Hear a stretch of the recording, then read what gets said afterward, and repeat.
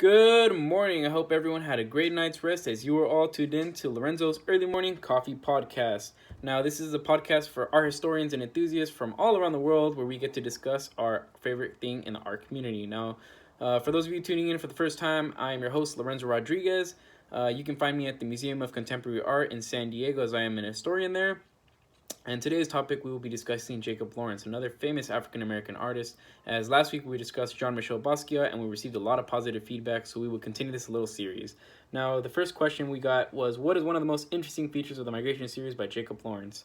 Now, this is a series of 60 paintings that were distributed among two museums, the first being the Museum of Modern Art in New York City that has all the even numbers, and the second in Washington, D.C., the Phillips Collection that has all the odd numbers. Now, I have had the luxury to visit both of these museums and study, and I can just say I am breathtaking.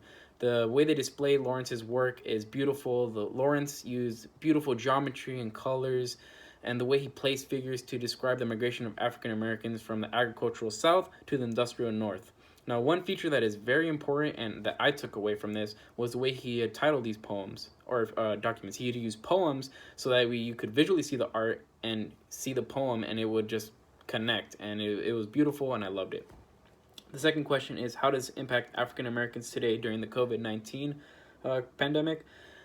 Since we're all in lockdown, I'm definitely going to predict that we see a new genre of art coming up. A lot of people have a lot of spare time, so a lot of people are going to be doing art. There's a lot of emotions going around, so we will see something depressing, something happy, some people are sad. I can't say what we're going to see, but I look forward to the history books what we're going to see in 5 to 10 years. Now, the last question that we got is, what, in your opinion, or based on research, is one possible future impact on the Black community after the pandemic is over? Now, I believe that this pandemic is definitely going to get the whole world together, but especially the African American community. It's going to bring people together as we're all surrounded by loved ones, and it's a time of crisis, so all we have is each other. So we're all going to get through this together, and I believe the African American community is just going to get stronger and stronger, and it's just violence is gonna drop. A lot of people are gonna be together. A lot of families are gonna be reunited. I have all positive looks on life right now. And if you look at the time, we're running short on this podcast. I thank everyone for tuning in, especially the new viewers. Make sure to buy merchandise as it helps fund for this podcast to continue. But on the real though, make sure you guys stay safe and surround yourselves with loved ones. Make sure to stay groovy. And this is your host, Lorenzo Rodriguez, signing off.